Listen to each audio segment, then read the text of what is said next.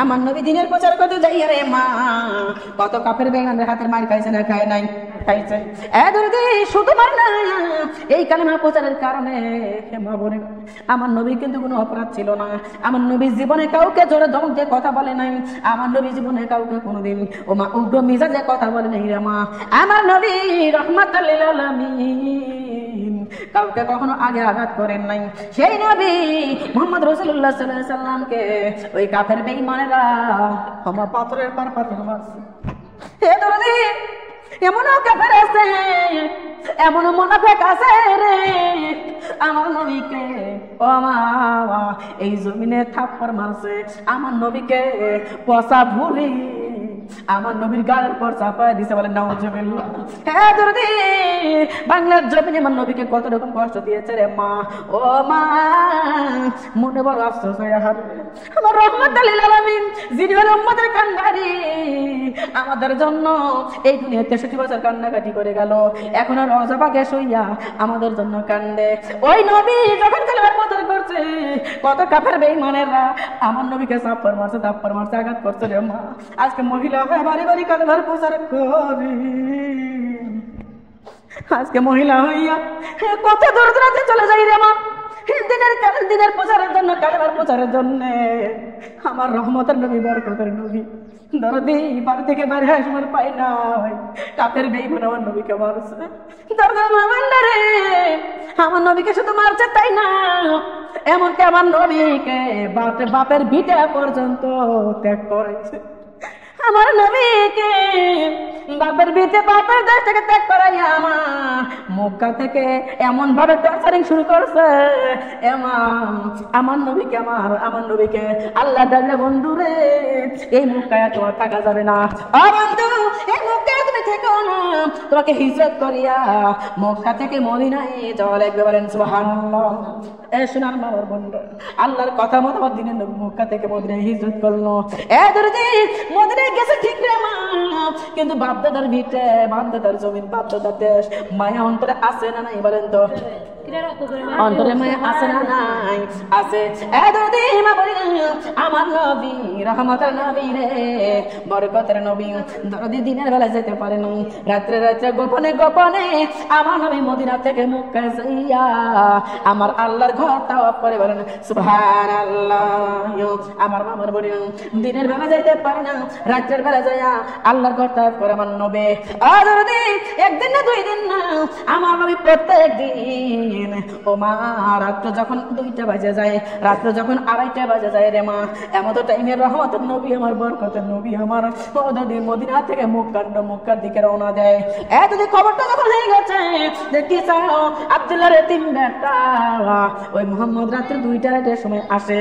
ও আমার মামার মন্ডারে আবু সাহেব ডাকি আসে, আমার সাঙ্গ পাঙ্গরা কইরে সাঙ্গ পাঙ্গা শুনে না, ওই মুহাম্মদ যেই রাস্তা দিয়ে আসে রে, ওই রাস্তার মধ্যে তুমি বিশাল বড় গর্ত করো, তোমরা ওই জায়গায় গর্ত করে আসো, যেন রহমত ও যেন মোহাম্মদ দেখতে না পারে, অন্ধকার রাত্রে যখন আসবে যেন দেখতে না পারে আর গর্তের মধ্যে পড়ে যায়। ওই মোহাম্মদ যখন গর্তের মধ্যে পড়বে রে, ও আমার সাঙ্গ পাঙ্গরা শুনে নাও, মোহাম্মদ যখন গর্তের মধ্যে পড়বে তোমরা যায় মাটি চাপা দিও। বলে নাউজুবিল্লাহ। ও শোনার মা, আমার বোনরা ষড়যন্ত্র করছে কার জন্যে? আমার নবীর জন্য। কার জন্য বলেন তো? নবীর জন্য। আমার নবীর জন্য ষড়যন্ত্র করিয়া আমার নবীকে মারার জন্য চেষ্টা করবো। মা আমি ওই গল্প করবো না রে মা, ওই গল্প করবো না, আমি বলবো শোনা মা বোনরা, আমার নবী যায় রাত 2:30 নাই 3টা নেই এমন টাইমে ওই মদিনা থেকে মক্কা প্রত্যেক দিন যায়। এমন চলতে চলতে যাইতে যাইতে মা হঠাৎ করে একদিন গভীর রজনীতে, ও মা হঠাৎ করে একদিন গভীর রজনীতে আমার নবী দেখে কে যেন জঙ্গলের মাঝখানে গড়াগড়ি পারে কানতেছে। কে যেন ওই জঙ্গলের মাঝখানে গড়াগড়ি পারে কানতেছে। আমার নবী রহমতের নবী কারো দুঃখ সইতে পারে নাই, আমার নবী বরকতের নবী রে মা কারো ব্যথা সহ্য করতে পারে নাই। আমার নবী কি করলো? এমা চলে গেল ওই লোকের কাছে। ওই লোকের কাছে যাইয়া মাথা সাপটা যদি সাপটা, ও ভাই তুমি কে রে? ও ভাই তুমি কে? আর এত গভীর রজনী রজনীতে কেন তুমি গড়াগড়ি পারে কান্দ এই জঙ্গলে পড়ে? আমার মামার বলি ওই লোকটা ডাক দিলে, ইয়া রাসূলুল্লাহ, ইয়া হাবিবাল্লাহ, আমি আপনারে চিনি, কিন্তু হুজুর আপনি আমারে চিনেন না। নবী গো, আমি এই জঙ্গলের মধ্যে কান্দি অন্য কিছুর জন্য না, আমি এই জঙ্গলের মধ্যে কান্দি ওই অন্ধকার কবরের ভয়ে। পর আলা আল্লাহ ইলাহা। এই কথা বলো কে? কথা বলা লাগে না শোনা? আপনি যদি কথা বলেন গার্জাম করেন তাহলে তো মাহফিলের মুখ থাকবে না। লা ইলাহা ইল্লাল্লাহ, পর লা ইলাহা। চার দিবস তো সবাই বলো না ইলাহা ইল্লাল্লাহ, ডাকো লা ইলাহা ইল্লাল্লাহ, বলো লা ইলাহা ইল্লাল্লাহ, ইয়া লা ইলাহা ইল্লাল্লাহ, লা ইলাহা ইল্লাল্লাহ মুহাম্মদ রাসূলুল্লাহ, লা ইলাহা ইল্লাল্লাহ, কলিমা লা ইলাহা ইল্লাল্লাহ, জপ লা ইলাহা ইল্লাল্লাহ, বলো না ইলাহা ইল্লাল্লাহ। বেনামাজি কবর গেলে, বেনামাজি কবর গেলে কবর চাপাই পড়বে রে, লা ইলাহা ইল্লাল্লাহ, লা ইলাহা ইল্লাল্লাহ, বলো লা ইলাহা ইল্লাল্লাহ। বেনামাজি কবর গেলে,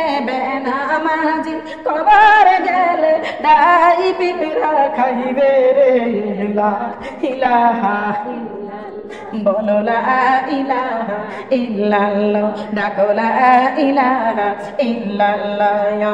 বেনামাজি কবর গেলে, বেনামাজি কবর গেলে সাপ বিচ্ছু খাইবে রে, লা ইলাহা বলো লা ইলাহা ইল্লাল্লাহ, ডাকো লা ইলাহা ইল্লাল্লাহ, ইয়া লা ইলাহা ইল্লাল্লাহ, লা ইলাহা ইল্লাল্লাহ মুহাম্মদ রাসূলুল্লাহ, লা ইলাহা ইল্লাল্লাহ, কলিমা লা ইলাহা ইল্লাল্লাহ, জপ লা ইলাহা ইল্লাল্লাহ, ডাকো লা ইলাহা ইল্লাল্লাহ। বেনামাজি কবর গেলে, বেনামাজি কবর গেলে কবর চাপাই পড়বে রে, লা ইলাহা ইল্লাল্লাহ, বলো লা ইলাহা ইল্লাল্লাহ, ডাকো লা ইলাহা ইল্লাল্লাহ, জপ লা ইলাহা ইল্লাল্লাহ। কবরের ফেরেশতা ডাকে, কবরের ফেরেশতা ডাকে, ও কবরের ডাই পিপিরা রে, তোমাদের খাবার আইছে এই কবরে রে, লা ইলাহা বলো লা ইলাহা ইল্লাল্লাহ। কবরের ফেরেশতা ডাকে, কবরের ফেরেশতা ডাকে, ও কবরের সাপ বিচ্ছু রে, তোমাদের খাবার আইছে এই কবরে রে, লা ইলাহা বলো লা ইলাহা ইল্লাল্লাহ, পড়ো লা ইলাহা ইল্লাল্লাহ, ইয়া লা ইলাহা ইল্লাল্লাহ, লা ইলাহা ইল্লাল্লাহ মুহাম্মদ রাসূলুল্লাহ, লা ইলাহা ইল্লাল্লাহ, কলিমা লা ইলাহা ইল্লাল্লাহ, জপ লা ইলাহা ইল্লাল্লাহ, ডাকো লা ইলাহা লা ইলাহা ইল্লাল্লাহ মুহাম্মাদুর রাসূলুল্লাহ সাল্লাল্লাহু আলাইহি ওয়াসাল্লাম। আমার মা আমার বলে রে, ও দরজা দিলে কান্দে কথাগুলো শুনবেন রে মা।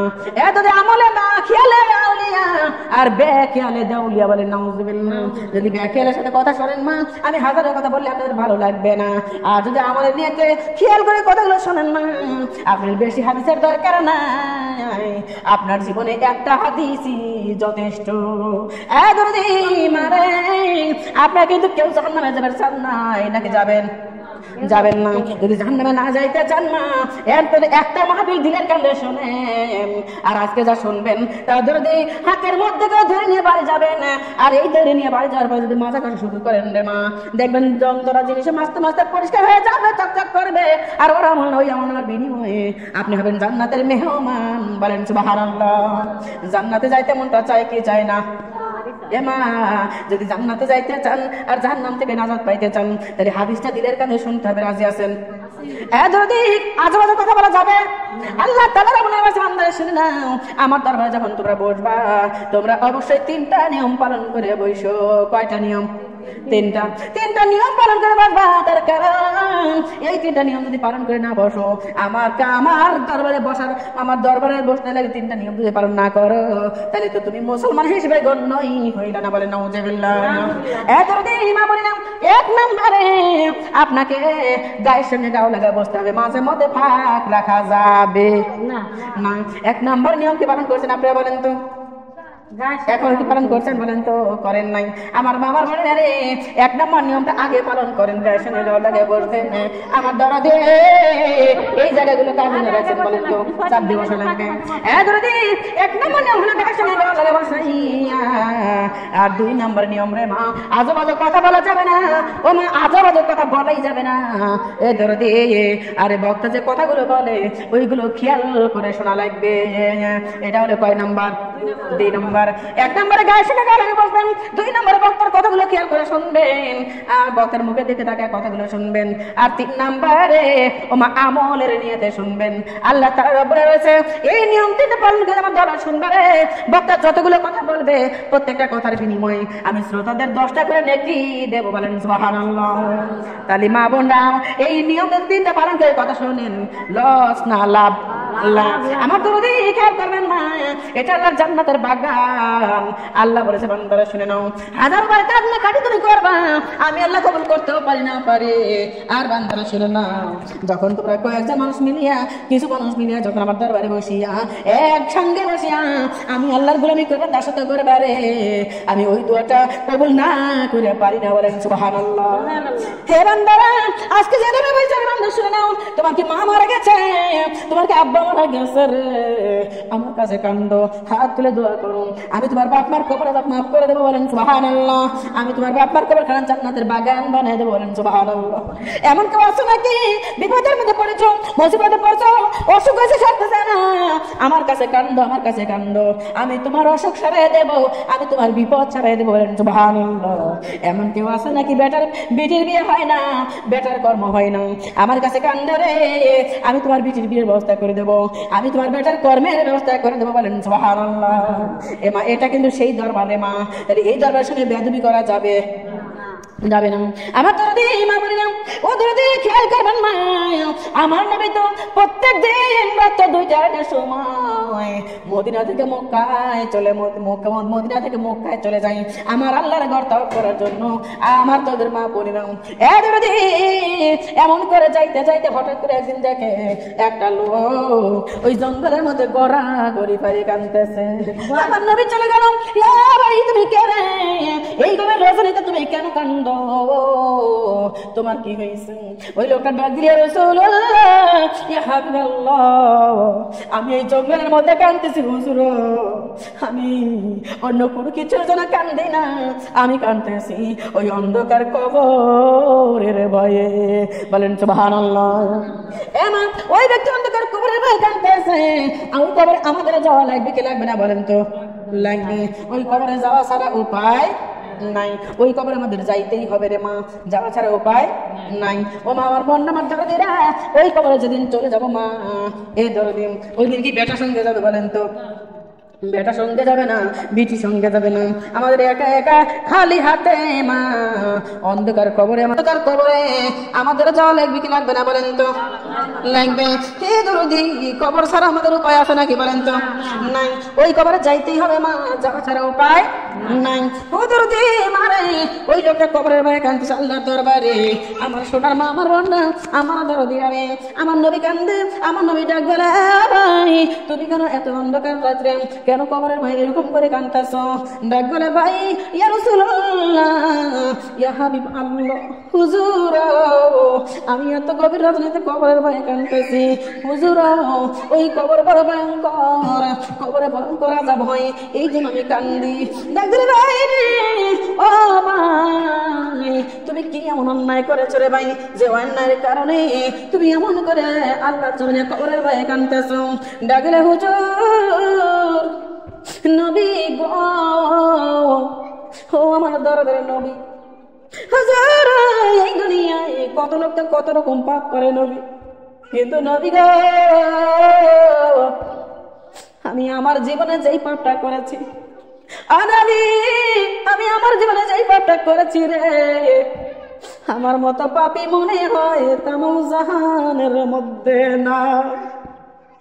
ইয়া রাসূলুল্লাহ ইয়া হাবিবাল্লাহ আল্লাহ আমাকে মাফ করবে কিনা আমি সেই টেনশনে কাঁদতেছি। ডাক দিল ভাই রে কি এমন অন্যায় করেছো যার কারণে তুমি এমন করে কান্দো? ডাক দিল নবী গো নবী আমি কান্দাছি তার কারণ এই দুনিয়ায় আপনি কত রকম চোরের কথা শুনছেন হুজুর, কেউ শীত কাটে ঘরের মধ্যে চুরি করে নবী গো, কেউ বাড়ির মধ্যে ঢুকে ডাকাতি করে ও নবী, কেউ গয়নাগাটি চুরি করে রে, কেউ দানা গম চুরি করে, কেউ টাকা পয়সা চুরি করে, কেউ অর্থ সম্পদ চুরি করে, কিন্তু হুজুর আমি এই কোয়ালিটির চোর না নবী গো, আমি চুরি করি, আমি এতটাই জঘন্য আমি চুরি করি ওই যে ব্যক্তি মারা যায় ওই ব্যক্তিকে যখন কবরের মধ্যে গোরস্থানে কবর দেওয়া হয় আমি ওই ব্যক্তির কাপড়ের কাপড় চুরি করি, আমার জীবিকা অর্জন করি। বলেন নাউজুবিল্লাহ।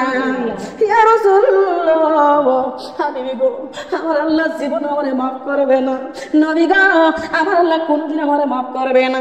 ডাকলে সাহাবা আল্লাহর কাছে কান্দো, আল্লাহর কাছে কান্দো, আমার আল্লাহ যদি চায় তোমার জীবনের গুনাহ মাফ করে দিবে। বলেন সুবহানাল্লাহ। আপনাদের জীবনে পাপ করছেন না করেন নাই? এমন কোন মা নাই, এমন কোন বোন নাই যে বলতে পারবেন যে আমাদের জীবনে কোনো অন্যায় আমরা করি নাই, আমাদের জীবনে কোনো পাপ আমরা করি নাই, বলতে পারবেন নাকি? বলেন তো পারবেন না। ও আমার বোনেরা রে, আমার নবী ডাক দিলে সব বোন বাইরে আল্লাহর কাছে কান্দো। আল্লাহ বলেছে তুমি যদি পাহাড় পর্যন্ত অন্যায় করে থাকো আমি আল্লাহর দয়া আসমান পর্যন্ত, বলেন সুবহানাল্লাহ, তুমি যদি আসমান পর্যন্ত অন্যায় করে থাকো আমি আল্লাহর দয়া 7 আসমান পর্যন্ত, বলেন সুবহানাল্লাহ। আমার মা বলেন ওই লোকটা ডাক দিয়ে আর রাসূলুল্লাহ ইয়া হাবিবাল্লাহ হুজুর হুজুর আমি এত জানে সহ্য হয় না, আমার তো অন্তর মানে না, আমার পাপের না জানি কোন শাস্তি আমার আল্লাহ দিবে। এ দুদি এই কথা বলে নবীর কাছে কান্দে। ডাকলে নবী গো ইয়া রাসূলুল্লাহ আমি তামাম জীবন ভরা কাপড়ের কাপড় চুরি করি হুজুর, আমি কোনোদিন এই দৃশ্য দেখি নাই, কিন্তু হুজুর এই যে গত দিনের বেলায় আমাদের একই গ্রামে 4 জন মহিলা মারা গেছে হুজুর, আমি মনে বড় আনন্দ, মনে বড় খুশি আমার, কেননা প্রত্যেকদিন আমি একজন মারা যাই একজনের কাপড় চুরি করি, 2 জন মারা গেলে 2 জনের কাপড় চুরি করি, কিন্তু আজকে 4 জন মহিলা মারা গেছে, আমি 4 জন মহিলার অনেক কাপড় চুরি করতে পারবো। আমার এই আনন্দ অন্তরে লইয়া হুজুর আমি মাগরিবের আজানের আগে খাওয়া দাওয়া করে আমি গোরস্থানের পাশে চলে এসেছি হুজুর। যখন ইশারের নামাজ আদান হয়ে গেছে এলাকার লোকজন সবাই চলে গেছে মসজিদে, আমি ওই সময় সুযোগে আমি ঢুকে পড়েছি গোরস্থানে। ইয়া রাসূলুল্লাহ ইয়া হাবিবাল্লাহ আমি গোরস্থানে ঢুকিয়ে দেখি নবী গো 4টা কবরে 4 ধরনের গজব হইতেছে, 4 ধরনের আযাব হইতেছে। নবী গো আপনি যদি আপনাকে একটু বলতেন যে কোন কারণে এইদের কবরে এই আযাব হচ্ছে আমি শুনলে একটু বুঝতে পারতাম আমার কবরে কোন ধরনের আযাব হবে। ডাক্তার সাহাবারে তুমি কি দেখেছো আমার কাছে একটু বলো। সাহাবা ডাক দিলে ইয়া রাসূলুল্লাহ ইয়া হাবিবাল্লাহ আমি যখন গোরস্থানে ঢুকে পড়লাম হুজুর মনে বড় আনন্দ, মনে বড় আমার উৎসাহ, আমি চলে গেলাম 1 নাম্বার কবরে হুজুর। 1 নাম্বার কবরের কাছে যাইয়া আমি যখন 1 নাম্বার কবরের কাছে যাইয়া আমি যখন বিসমিল্লাহির রহমানির রহিম করিয়া আমি মাটি সরাই দিলাম, মাটি সরাই পাশের খাবারগুলো সরাই দিলাম হুজুর কবর ওই বাসের খাবারই সরাই আমি দেখি আমি যখন হাতটা ঢুকে দিয়েছি কাপড়ের কাপড় বাড়ি করার জন্য আমি দেখি ওই কবরের মধ্যে যে লাশটা আছে ওই লাশের তামাম শরীর আগুনের মতো দগদগ করতেছে জাহান্নামের আগুন ওই কবরের মধ্যে দাও দাও করে জ্বলতেছে ইয়া নবী হাত যখন ঢুকাইলাম আমার হাতের মধ্যে আঁচ লাগছে হাতটা টান দিয়ে বাইর করিয়া আমি ওকে দিয়ে দেখি ওই প্রথম নম্বর কবরের মহিলার তামাম শরীর যেন আগুনের মতো দগদগ করতেছে লোহা পরে যেমন দাও বানানো হয় লোহা পরে যেমন কাশি বানানো হয় ওই রকম দগদগ করতেছে লাশের শরীরটা ইয়া রাসূলুল্লাহ হাবিবাল্লাহ গো আমার মনে বড় ভয় হয়ে গেল আমি মনে বড় টেনশনে পড়ে গেলাম আমি কাপড়ের কাপড় বের করতে পারলাম না তাড়াতাড়ি বাসার খাবার এগুলো চাপাই মাটি চাপাই দিয়ে আমি দ্বিতীয় নাম্বারে কবরে চলে গেলাম নবী গো কি আর করবো কাপড়ের কাপড় চুরি করা ছাড়া আমার উপায় নাই চলে গেলাম দ্বিতীয় নাম্বার কবরে ওই কবরে যাই নবী গো আমি বিসমিল্লাহির রহমানির রহিম পড়িয়া আমি মাটিগুলো সরাইলাম মাটিগুলো সরাই খাবারই আমি সরাইয়া যাই না হাতটা ঢুকে দিছি নবী গো দেখি কি যেন ফস ফস ফস ফস করতেছে আর বরফের মতো কি যেন ঠান্ডা বাজে ইয়া রাসূলুল্লাহ ইয়া হাবিবাল্লাহ আমি মহিলার যখন গায়ের পর হাত লাগাইছি হুজুর এখন আমি ওই কবরের মধ্যে ফস ফস শব্দের বরফের মতো ঠান্ডা দেখিয়া আমি যখন উকি মারলাম ও আমার রহমতের নবী ও আমার বরকতের নবী গো আমি উকি দিয়ে দেখি ওই দ্বিতীয় নম্বর মহিলাকে বিশাল বড় একটা অজগর সাপ পেঁচায় ধরে রইছে আর বারবার ওই মহিলাকে সবল মারতেছে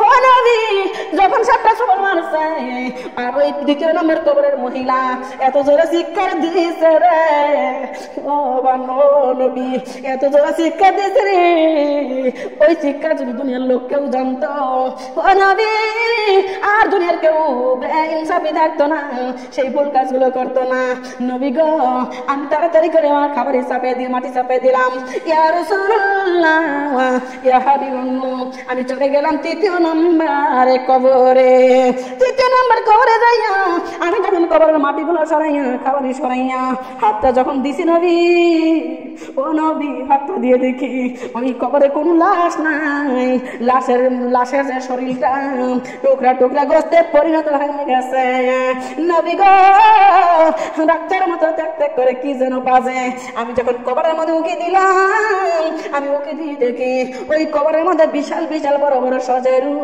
আর বড় বড় বিচ্ছু নবী একটা বিচ্ছু গোস্ত কামড়তে দৌড়াইতেছে আর একটা বিচ্ছু যা মুখের থেকে কেড়ে নিতেছে আর একটা সজেরু যায় গোস্ত কামড়তে দৌড়াইতেছে আর একটা সজেরু যায় মুখের থেকে কেড়ে নিতেছে মহিলার লাশের গোস্ত গুলো ওই কবরের মধ্যে বিচ্ছু আর সজেরু ওরা কারাকারি করতেছে নবী গো আমি ভয় পেয়ে গেলাম আমি তাড়াতাড়ি খাবারের চাপায় মাটি চাপায় দিলাম আমি চলে গেলাম চতুর্থ নাম্বার কবরে নবী গো চতুর্থ নাম্বার কবরে যাইয়া আমি মাটিগুলো সরাইয়া খাবারগুলো সরাইয়া যখন হাতটা দিলাম কবরের মধ্যে ইয়া রাসূলুল্লাহ ইয়া হাবিবাল্লাহ কি যেন লোহা লোহা বাজে আমি উকি দিয়ে দেখি হিন্দু ঘরে মূর্তি করে যেমন বিশাল বড় একটা মূর্তি আছে জিহ্বা বাইর করে থাকে এত বড় বড় চোখ থাকে নবী গো ওই রকম একটা লোহার মানুষ চতুর্থ নম্বর কবরের মধ্যে রয়ে গেছে হাজার ওই নাম্বার মহিলা চতুর্থ নাম্বার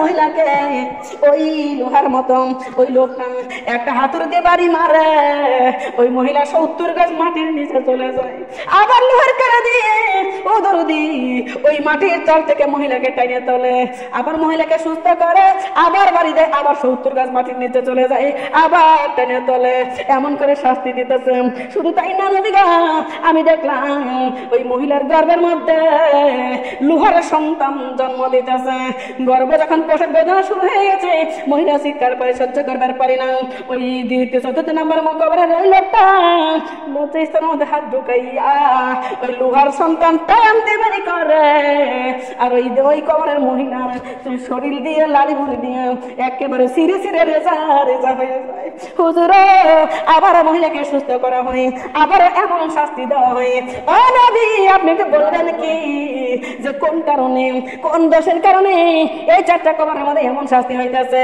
নবীকে একটু বলে দেন, আমার যদি ওই কোন অন্যায় থাকে, ওই সকল অন্যায় থেকে আমি বিরত থাকবো, অমন অন্যায় জীবনের কোনদিন করবো না। বলেন সুবহানাল্লাহ। প্রশ্নের মা পড়ে অন্ধকার কবরের বাইরে ওই ছেলেটা যদি নবীর কাছে ওয়াদা করতে পারে, ওই কবরে আমাদের যাওয়া লাগবে কি লাগবে না? লাগবে। ওদের মা বন্ডারে, আপনি তো ওই 4টা কবরে যে 4জন মহিলার কবরে যে ধরনের শাস্তি হইতেছে, এ মা আমাদের জানার দরকার আছে না নাই? আমার মামার বলে না, এ দরদি ওই 4জন মহিলার কবরে কেন এই ধরনের শাস্তি হইতেছে আপনি কি আসলে জানতে চান? বলেন তো এমা, কারা কারা জানতে চান? আল্লাহর জমিকে হাত তুলে দেখেন তো, কারা কারা জানতে চান? আমার মা বলে, এ দরদি আমি তো বলার জন্য আপনার কাছে এসেছিলাম। সুদূর ফরিদপুর থেকে ও দরদি আপনার এই সর আশু দিয়া নাকি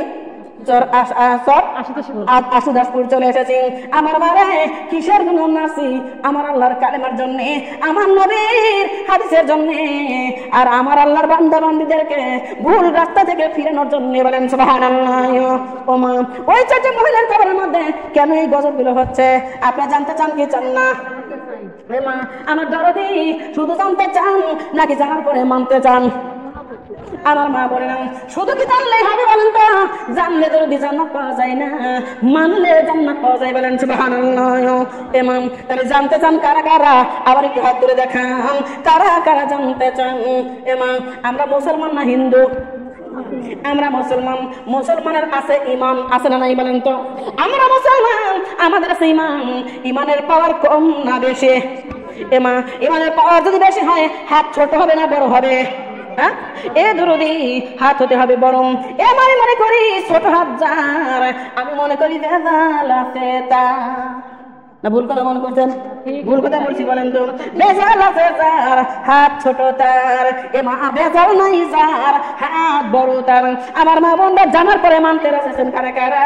আবার একটু আল্লাহর জন্য হাত তুলে দেখেন। সুবহানাল্লাহ, আলহামদুলিল্লাহ, আল্লাহুম্মা আমিন। আল্লাহ রাব্বুল আলামিন সকলের জন্য জামিন। বলেন আল্লাহুম্মা আমিন।